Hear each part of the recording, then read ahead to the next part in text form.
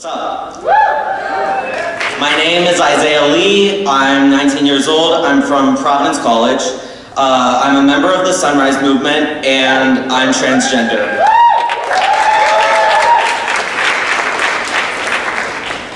All right, my screen broke down, so give me a second.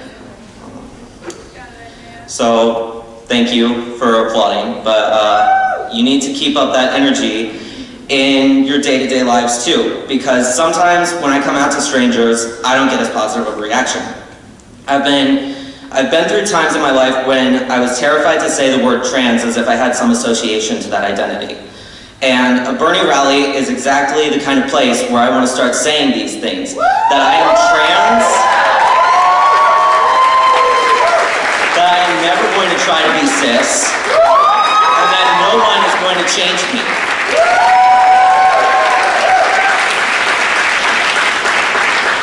My words and actions are for the victims of anti-trans violence. As far as we know, the trans victims of 2019 were Bubba Walker, 55, Tamika Washington, 40, Ellie Mary Washtalk, 38, Jazeline War, 34, Yahira Nesby, 33, Brooklyn Lindsay, 32, Dana Martin, 31, BB Hill, 30, Jamagio Jamar Berryman, 30, Italy Marlowe, 29, Denali Barry Stuckley, 29, Layleen Polanco, 27, Ashanti Carmen, 27, China Lindsay,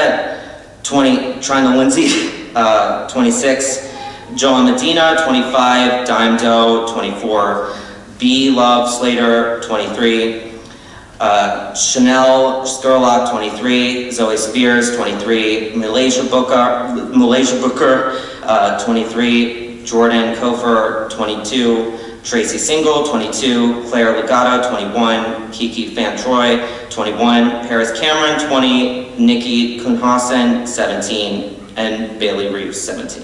Thank you! They get younger and younger every time, and most of these names are trans people of color.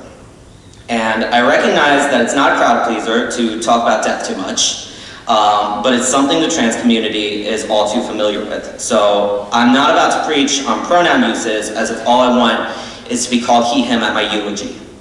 I want more, and all of us want more. That's right.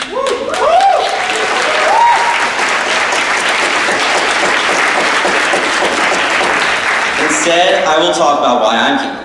Last year, summer of 2019, I visited Burlington. I needed to get away from where anyone knew me as trans. I almost wanted to find some way to be cis, and after years of trauma that seemed to originate from my identity, I just needed to have a vacation from being trans. And Burlington, Vermont was right on a beautiful beach, and it seemed like the perfect place to stop feeling endangered.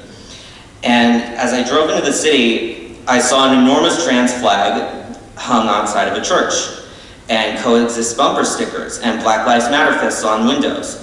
On some roads, there was a Bernie sign on every lawn. And everywhere I went, people were riding public bikes provided by the city, and there were more buses than cars at times. Every business was environmentally friendly. It was the perfect model of the Green New Deal. I didn't even catch on until I walked down Church Street, and I passed a guitar player and several artists on the street, and I passed by a large sign that said Bernie Sanders campaign office upstairs. And that was the first time I canvassed for Bernie.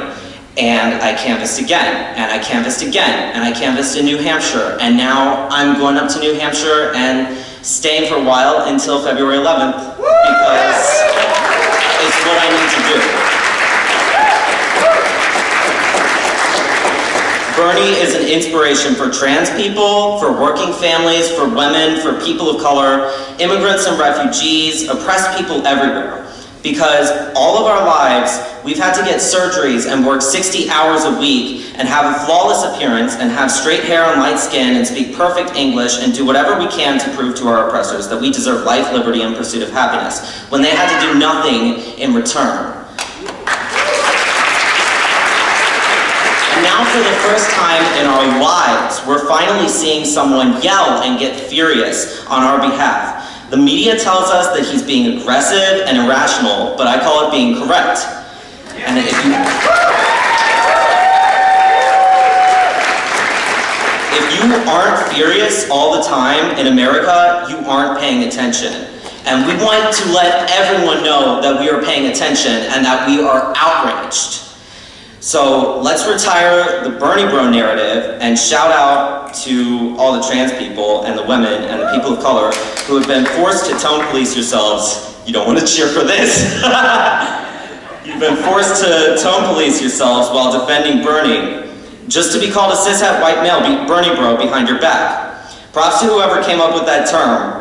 What a creative way to be racist and sexist and transphobic to Bernie supporters and erase our voices while calling us privileged at the same time.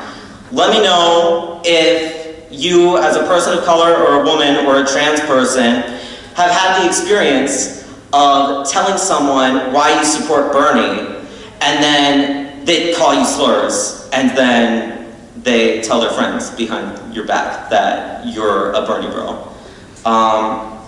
So in this campaign and in this room, we know that Indigenous people are allowed to be angry, and we know that Black people are allowed to be angry, and we know that LGBT people are allowed to be angry, and we know that women are allowed to be angry because we're upset at the way that we have been treated in this society, and we deserve better.